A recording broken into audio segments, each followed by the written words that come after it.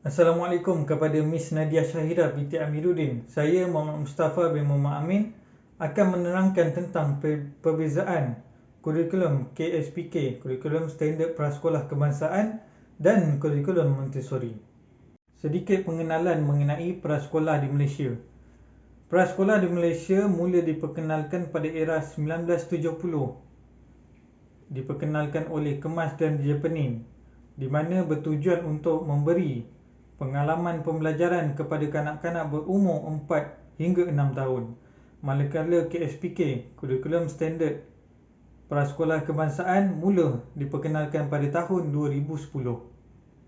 Manakala kurikulum Montessori pula mula diperkenalkan oleh seorang tokoh perubatan bernama Maria Montessori.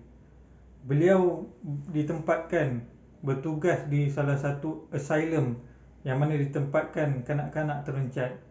Beliau mula membuat pengajaran pada kanak-kanak yang terencat hingga kanak-kanak tersebut lulus peperiksaan awam, dan hal ini membuka mata orang ramai dan mula memperkembangkan kaedah pembelajaran beliau kepada kanak-kanak yang normal.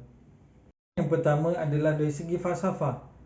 Falsafah pendidikan di Malaysia adalah satu usaha yang berterusan ke arah memperkembangkan potensi individu secara menyeluruh dan bersepadu bagi mewujudkan insan yang seimbang dan harmonis dari segi intelek, jasmani, rohani dan emosi berdasarkan kepercayaan dan kepatuhan kepada Tuhan. Manakala falsafah Montessori pula dipengaruhi oleh Froebel dan Piaget, di mana mereka menekankan belajar sambil bermain dan menekankan tentang kognitif kanak-kanak tersebut. Kurikulum Montessori juga mengutamakan daya penglihatan, pendengaran dan sentuhan yang bertujuan untuk membolehkan kanak-kanak mendapat pengalaman dan latihan menggunakan diri mereka dengan cekap. Perbezaan yang kedua daripada segi asas pembentukan. Asas pembentukan KSPK dibina berasaskan 6 tunjang. Tunjang yang pertama adalah tunjang komunikasi. Yang kedua adalah tunjang kerohanian, sikap dan nilai. Yang ketiga, tunjang kemanusiaan. Yang keempat, tunjang keterampilan diri. Yang kelima, tunjang perkembangan fizikal dan estetika. Yang keenam, tunjang sains dan teknologi. Tunjang yang pertama adalah tunjang komunikasi, di mana tunjang ini menekankan tentang kepada kemahiran berbahasa secara lisan dan bukan lisan semasa berinteraksi. Tunjang yang kedua adalah tunjang kerohanian, sikap dan nilai, di mana tunjang ini adalah memberi keutamaan kepada aspek penghayatan, amalan agama, kepercayaan, sikap dan nilai. Tunjang seterusnya adalah tunjang kemanusiaan, di mana tunjang ini menekankan tentang penguasaan ilmu dan amalan tentang kemasyarakatan dan tentang alam sekitar setempat, negara dan global, serta penghayatan semangat patriotisme dan perpaduan. Seterusnya adalah tunjang keterampilan diri, di mana ia memberi penekanan kepada perkembangan sosial emosi dan pembinaan kemahiran berinteraksi serta kemahiran sosial dalam kalangan murid.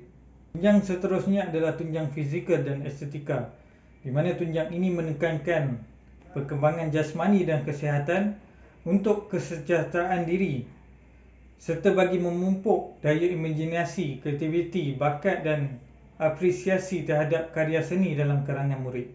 Seterusnya adalah tunjang sains dan teknologi, di mana tunjang ini memberi penekanan kepada pengetahuan sains, kemahiran dan sikap saintifik serta pengetahuan dan kemahiran matematik. Manakala asas pembentukan Montessori pula ialah yang pertama adalah minda yang mudah menyerap, yang kedua persekitaran yang tersedia, yang ketiga tempoh sensitif, yang keempat bahan pembelajaran dan yang kelima didikan diri. Minda yang mudah menyerap memberi makna adalah kanak-kanak mudah menyerap segala maklumat yang diberi melalui diri mereka.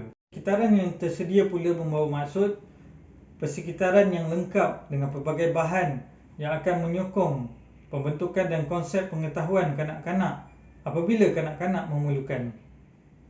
Didikan diri pula membawa maksud kanak-kanak mampu menjelaskan persepsi mereka dengan menyusun pengalaman melalui aktiviti yang sesuai dengan pelbagai bahan. Bahan pembelajaran Montessori terbagi pada 5. Yang pertama adalah practical life, yang kedua adalah sensory, yang ketiga seni dan budaya, yang keempat bahasa, dan kelima matematik. Yang pertama, practical life. Bahan practical life bermaksud bahan-bahan praktikal dan latihan yang bertindak balas terhadap kepentingan semula jadi kanak-kanak, seperti kanak-kanak dilatih cara membentang baju dan mengikat kasut. Alat pembelajaran yang kedua adalah alat yang digunakan, alat sensori yang digunakan untuk kanak-kanak. Ini adalah bertujuan untuk menyediakan latihan untuk kanak-kanak mengalami persekitaran yang semula jadi. Bahan-bahan yang digunakan adalah bagi menggalakkan penggunaan alat deria bagi meningkatkan kecerdasan kanak-kanak.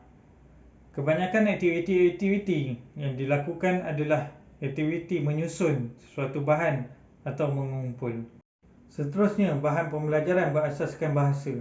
Bahan bahasa Montessori memberikan pengalaman untuk kanak-kanak membangunkan penggunaan alat tulis dan kemahiran asas membaca dan menulis.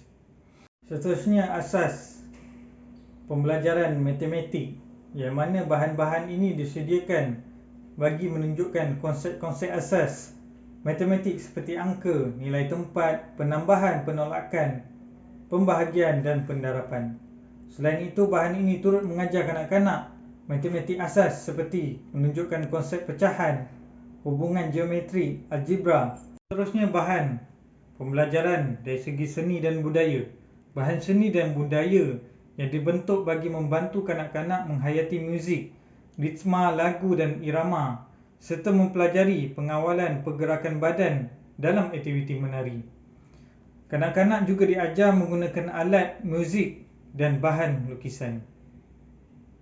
Itu sahaja daripada saya mengenai perbezaan kurikulum KSPK, kurikulum standard prasekolah kebangsaan, dan kurikulum Montessori. Sekian, terima kasih.